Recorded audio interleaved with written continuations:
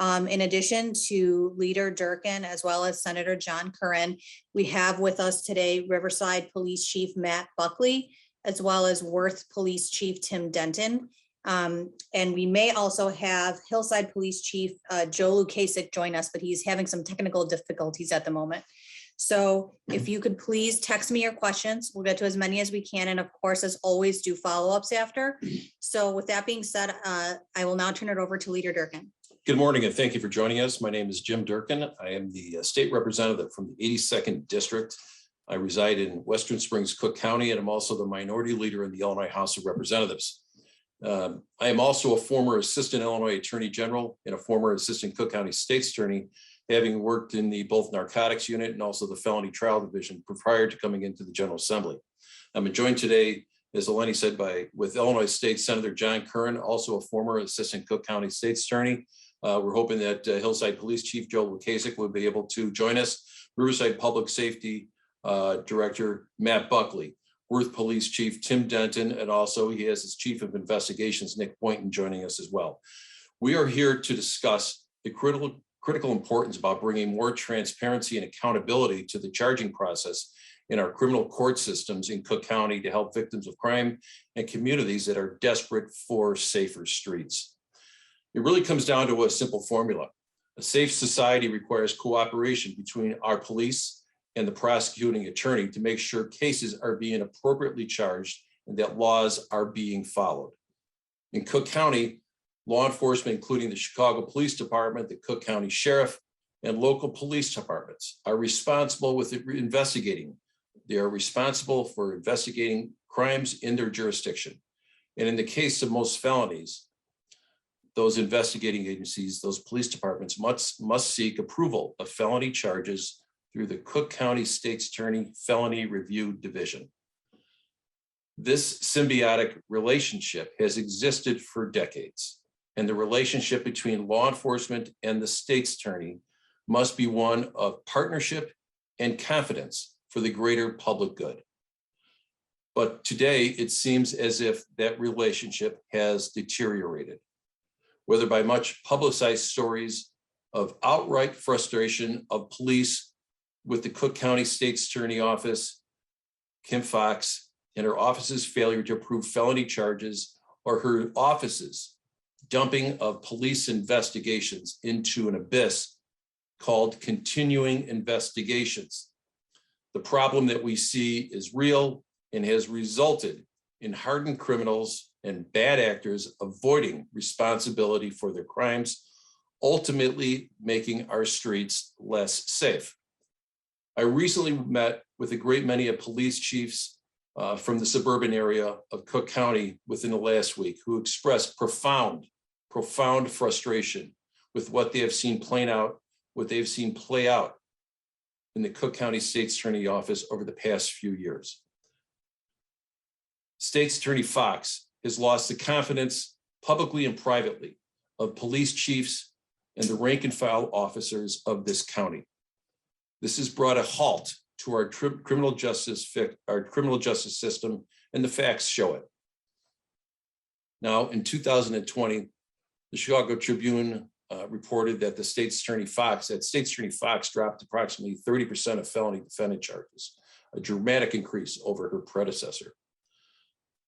We also just recently viewed, and we saw firsthand on video, the public feud between the Chicago Police Department and the State's Attorney Felony Review Division with the West Side gang shootout. No charges, 1 dead, 70 shell casings. And also what we know that carjacking has taken over Chicago and the suburbs and has been approximately a 50% increase in Cook County over the last year and a half. That shows you that crime is increasing. It is getting worse. And we have a state's attorney that is looking the other direction. A state's attorney that believes more in the criminal class than the middle class. Now, in another tragic case where there was a 7-year-old Serenity Boynton who was murdered, police officers proceeded to filing charges against the suspect when the Cook County State's Attorney refused to do so, only to see those charges dropped. Chief Buckley can speak to that. So in light of these problems, that are existing not only in the city of Chicago, but also throughout all the suburbs, north, the west side, west suburbs, the south side. Because of that, I have filed House Bill 4176 this morning. This bill will demand transparency and accountability within the Cook County criminal justice system. Upon becoming law, this legislation will give local police the right to override the rejection or continuing investigation designation of a forcible felony case where the state's attorney has rejected, where the evidence is clear and convincing. The state's attorney will be allowed to challenge that local law enforcement override in a court if they choose to do so. This legislation will also require the state's attorney to record and to make public each forcible felony where charges have been rejected or designated as continuing investigation. State's Attorney Fox often talks about the high transparency of her office. This legislation can do nothing more than complement those public statements that she has said since she ran as a candidate, but also as the state's attorney of Cook County. This legislation will also hold the Cook County State's Attorney's Office accountable to the often forgotten members in our criminal justice system, the victims of crime and the communities they live in. I'd like to turn it over to our Cook County Suburban Police Chiefs to discuss firsthand their problems that they have witnessed over the past few years and why this legislation is necessary. First, I'd like to introduce Village of Riverside's Director of Public Safety, Police Chief Matt Buckley. Good morning. My name is Matt Buckley. I'm the Director of Public Safety here in the Village of Riverside. I recently learned of this legislation at a meeting that I attended last week, and it really stuck with me because of how this legislation was pushed forward. When evidence supports a case and it's clear and convincing evidence, we need to file the charges, and we need those charges and those offenders to be brought into court and let the judicial system do its work to actually determine whether they're going to be held on bond or charged and released. The reason why I'm speaking of this and why it's so important to us here in Riverside is we recently had a case. The offense did not occur here in Riverside, but it touched our town. This case, it actually took place back on August 15th on a Sunday afternoon, where two young girls were shot while they were being put in the backseat of their car by their mother.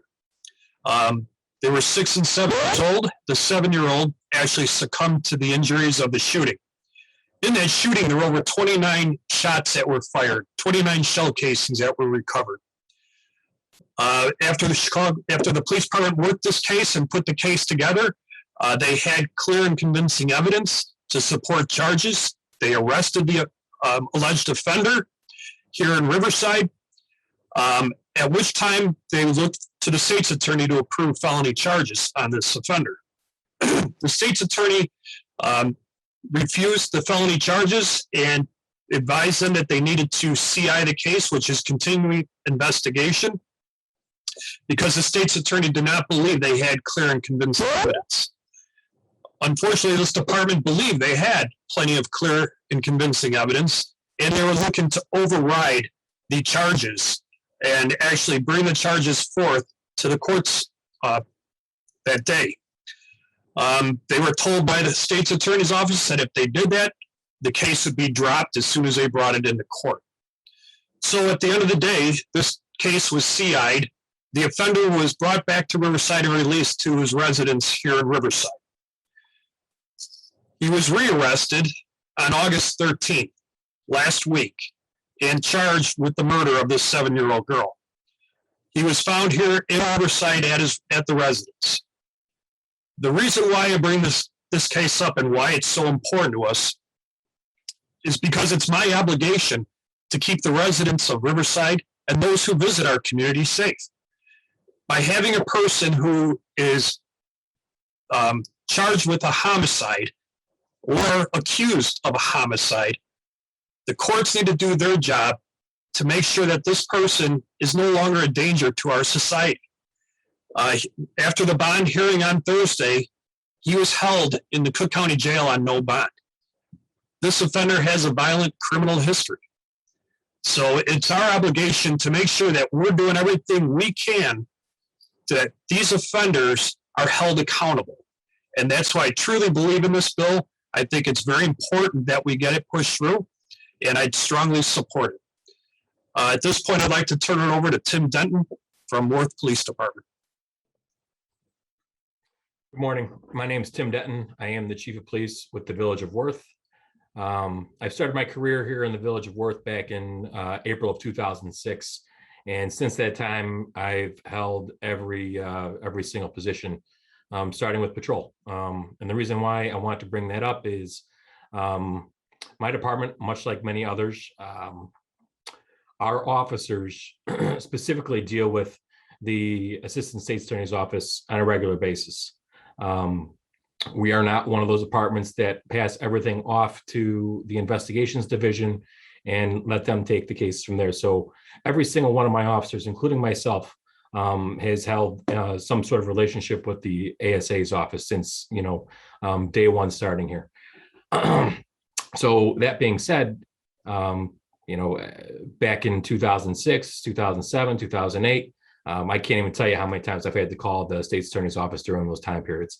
And did I ever have cases that were continued investigations? Absolutely, I did. But maybe those were specific incidents where I was a younger officer and I needed to get that information to make sure that, we had sufficient evidence to bring the offender to court. But since that time, the CIs that we're receiving it doesn't pertain to our cases anymore.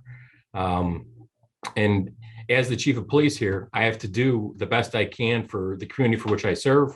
And just like Chief Buckley had said, for anyone that visits my community as well. And I really feel like we're not doing ourselves justice and not letting the justice system do what it's meant to do. These cases are being cherry picked, in my opinion, to ensure a win in the state's attorney's office and not necessarily serving justice, especially to the victims out there. We are 100% catering to the offenders in these crimes. With that being said, I'd like to introduce you to my senior investigator, Nicholas Boynton. I'm Investigator Boynton with the Worth Police Department. Been employed since 2013. I know this is more so about the forcible felony aspect, but any felony you call into the state's attorney goes through the same process. Thankfully, our town hasn't been hit by too many forcible felonies, but it's become more and more apparent that the list they'll give you for continued investigation, and even directly said to me that the information we receive from that CI list may not have an impact on charging or not charging. And that's concerning to me because how many times do I have to arrest the same offender? You want to CI a case that I'm working on. I believe I have clear and convincing evidence that this is the offender. In some cases, a full confession with corroborating evidence. And you're telling me no, CI it for X, Y, and Z reasons. Those reasons, whether it's sending out a search warrant for more data or things like that, can take weeks. How many times do I have to put that same offender back out onto the street for things that you're directly stating to me may not actually affect my case? I think it needs to be, almost overhauled to show, hey, we have confession, we have corroborating evidence. That icing on the top, it can come at a later time. It shouldn't impact our ability to charge and get him in front of the court at that time.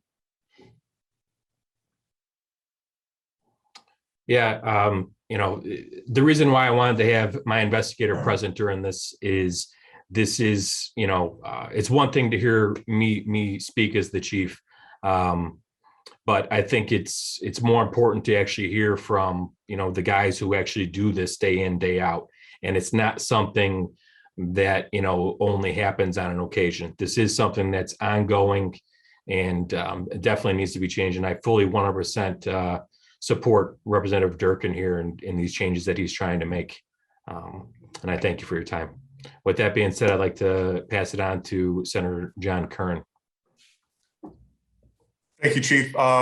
I'm State Senator John Curran. I represent the 41st Senate District, which includes Western Cook County, as well as Southeast DuPage County and a portion of Will County.